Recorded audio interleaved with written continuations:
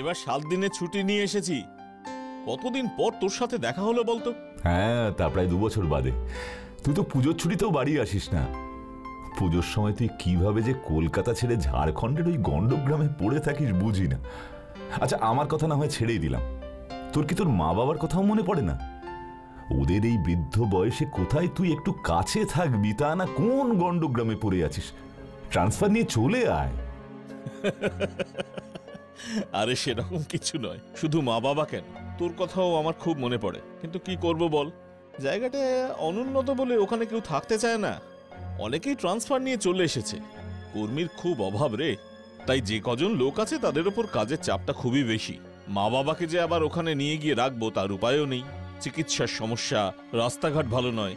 কিন্তু তবে এত কিছু অসুবিধা থাকা সত্ত্বেও জায়গাটার একটা আলাদা আকর্ষণ আছে আমার কাছে। কি তোর ওই গণ্ডগ্রামে কি এমন আকর্ষণ আছে শুনি? আরে সেটা তুই ওখানে একবার গেলেই বুঝতে পারবি। আমি? না না, আমাকে আবার ওখানে টানছিস কেন? যা শুনছি ওই জায়গায় আমার এক দণ্ডও মন টিকবে না। তুই সারাদিন অফিস করবি আর আমি একা একা সারাদিন, লোক নেই জন নেই। না না না, আমি কোনো মতেই যাব না। তুই তো ইতিহাসের স্টুডেন্ট। আরে ওখানে একটা বহু প্রাচীন দুর্গ আছে, শুনেছি সেখানে রোজ রাতে অশরীরী আত্মারা আসে। দুজনে ওই দুর্গে রাত কাটাবো সুদিন, বেশ ভৌতিক অভিজ্ঞতা হবে। আরে চল, চলে আয় আমার ওখানে। বন মুরগির রোস্ট, প্রাচীন দুর্গ, ভূত, ওহ কেমন জমবে বল। না না, ওই গণ্ডগ্রামে ভৌতিক দুর্গ দেখতে যাওয়ার কোনো ইচ্ছে আমার নেই। ওরকম দুর্গ আমি অনেক দেখেছি। তাছাড়া এই সময় অফিস ছুটি পাওয়া খুব কঠিন। তাহলে না হয় একবার ভেবে দেখতাম। আর তাছাড়া ভৌতিক অভিজ্ঞতার জন্য অত দূর ওই দুর্গে যাওয়ার কি দরকার? আমাদের কলকাতাতেই তো কত হানাবাড়ি আছে, সেগুলোর একটাতে রাত কাটালেই তো হয়। শুধু শুধু অত দূর যাওয়ার কি দরকার? আরে সুধীন, শুধু ভূত দেখতে আসতে বলছি না তোকে। জায়গাটা ন্যাচারাল বিউটি, সেটাও কম সুন্দর নয় রে।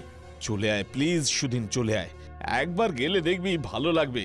না রে, গ্রামে গঞ্জে আমার ভীষণ অসুবিধে হয়, আমাকে তুই ক্ষমা কর।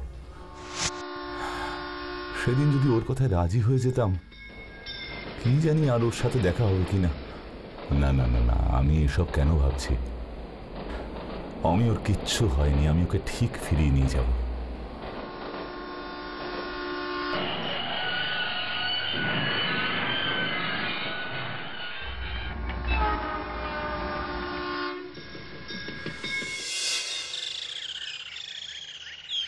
আচ্ছা ভাই, তোমাদের এখানে অফিসের বাংলোগুলো কোথায় বলতে পারো? আগে কেন পারবো না, আসেন আসেন, উঠে আসেন গাড়িতে।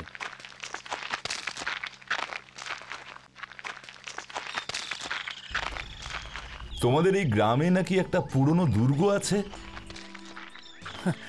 আপনি কেমন করে জানলেন? আসলে আমার এক বন্ধু এখানে রেলের অফিসে চাকরি করে, ওই বলেছিল। হ্যাঁ তা আছে বাবু, তবে ওই দুর্গে যাওয়ার কথা কখনো মনেও আনবেন না। হ্যাঁ। কেন? ওখানে গেলে কি হবে? আরে বাবু, ওই দুর্গে অতৃপ্ত আত্মারা সমস্ত ঘোরাফেরা করে। গুরুদেব, এই গ্রামের কথা আমি আগে শুনেছিলাম। তাই নাকি? তা কি শুনেছিলে? গুরুদেব, এই গ্রামের পাশ দিয়ে এই যে নদীটা বয়ে গেছে, এই নদী নাকি আজ পর্যন্ত কোনো মানুষের কোনো জিনিস কেড়ে নেয়নি। যখনই কেউ এই নদীতে কোনো জিনিস ফেলেছে, নদী নাকি তা ফিরিয়ে দিয়েছে। তাই বুঝি? আমি তো তেমন শুনিনি, তবে তেমন হলেই ভালো। গুরুদেব, এই রোদে আর হাঁটতে পারছি না। এই গাছতলায় কিছুক্ষণ বসে বিশ্রাম করলে কেমন হয় গুরুদেব? তা মন্দ বলনি, আমারও বেশ ক্লান্ত লাগছে। চলো, এই গাছতলায় কিছুক্ষণ বসে বিশ্রাম করা যাক। আশ্চর্য ব্যাপার, এতক্ষণ ধরে এই গাছতলায় বসে আছি, একটা মানুষের দেখা পেলাম না, একটা কুকুর বেড়ালও দেখতে পেলাম না। এত কি গরম পড়েছে যে একটা প্রাণীরও দেখা নেই। বাঁচাও, বাঁচাও, বাঁচাও। কি হলো গুরুদেব? কিসের যেন আওয়াজ শুনতে পেলাম। আরে, একটা বাচ্চা বাঁচাও বাঁচাও করে চিৎকার করছিল, কিন্তু কোথা থেকে আসছে সেই শব্দ বুঝতে পারছি না।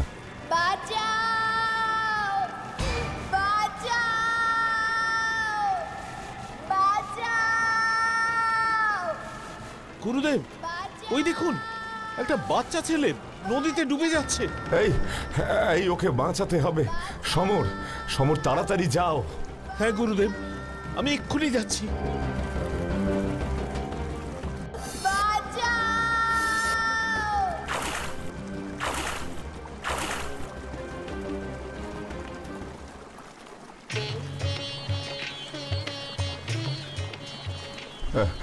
ওকে এখানে রাখলে হবে না, তাড়াতাড়ি ওকে তুলে নাও। ওকে আমাদের কুটিরে নিয়ে যেতে হবে।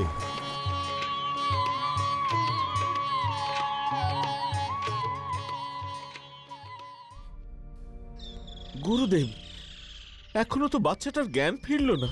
চিন্তা করো না, একটু অপেক্ষা করো, এক্ষুনি জ্ঞান ফিরবে। একটু বেশি জল পেটে চলে গেছে বোধহয়, বাচ্চা ছেলে তো। আমি কোথায়? তোমরা কে? কেমন লাগছে এখন তোমার বাবা? নদীতে কি করতে গিয়েছিলে? নদী? আমি তো নদীতে যাইনি, আমাকে নিয়ে গিয়েছিল। কে কে নিয়ে গিয়েছিল? আমার মামা, কানু মামা। কানু মামা? হ্যাঁ, কানু মামা আমাদের বাড়িতেই থাকে, আমাদের জমিদারির কাজকর্ম দেখাশোনা করে। জমিদারি? তুমি তুমি থাকো কোথায়? তোমার বাড়িটা কোন গ্রামে? শশীপুর গ্রামে। আমার বাবা শশীপুর গ্রামের জমিদার ছিলেন। তিনি মারা যাওয়ার পর কানু মামাই আমাদের জমিদারির কাজকর্ম দেখাশোনা করে। আমাকে নিয়ে বেরিয়েছিল নদীতে নৌকা চড়াতে। নৌকো চড়াতে? আচ্ছা, তারপর? তারপর আমরা নৌকায় চড়ছি, হঠাৎ কে যেন আমাকে পিছন থেকে ঠেলা দিল, আমি জলে পড়ে গেলাম। কি সর্বনাশ! এইটুকু বাচ্চাকে জলে ঠেলে ফেলে মারতে চায়? আচ্ছা বাবা, তোমাকে কে ঠেলা দিয়েছিল বুঝতে পারোনি? পিছন থেকে এসে ধাক্কা দিল তো, দেখতে পাবো কি করে? আমার তো মনে হয় ওই কানু মামাই এই কাজ করেছে। না না না, কানু মামা কখনো এই কাজ করতে পারে না। কানু মামা আমাকে খুব ভালোবাসে। আচ্ছা আচ্ছা, ঠিক আছে ঠিক আছে, সে পরে দেখা যাবে। কে তোমায় ধাক্কা দিয়েছিল পরে দেখা যাবে। এখন বলো তো, তোমার নাম কি বাবা? তোমার নামটাই তো আমাদের জানা হয়নি। আমার নাম অলোক। আচ্ছা অলোক, তুমি কিছুদিন এখানেই থাকো, বাড়ি যেও না। তোমাকে কে ধাক্কা দিয়ে নদীতে ফেলে দিল তা জানতে হবে, তাই এখন কিছুদিন তুমি আমাদের সাথে এখানেই থাকো।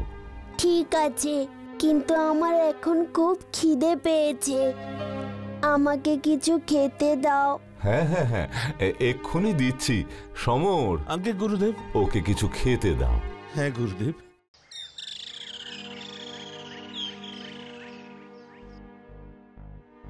কি থেকে যে কি হয়ে গেল দিদি, কিছুই বুঝতে পারলাম না। সঙ্গে সঙ্গে আমি জলে ঝাঁপ দিলাম, কিন্তু অলোককে কিছুতেই খুঁজে পেলাম না। জলের তোরে ভেসে গেছেন বোধহয় ছোট বাবু, সাঁতার জানেন না, সেই জন্যেই এই কাণ্ড। আমি ওকে বারবার বারণ করেছিলাম যে বেশি ধারে যেন না যায়, কিন্তু কে কার কথা শোনে? আমি এসব কিচ্ছু শুনতে চাই না, আমার অলোককে চাই। কানু, কানু, আমার অলোককে আমার কাছে ফিরিয়ে নিয়ে আয়। ওকে ছাড়া আমি বাঁচতে পারবো না, আমি বাঁচতে পারবো না। দিদি দিদি দিদি, তুই একটু শান্ত হ, একটু শান্ত হ। এভাবে কান্নাকাটি করলে কি আর হবে? পুলিশকে খবর দেওয়া হয়েছে, ওরা খোঁজাখুঁজি করছে।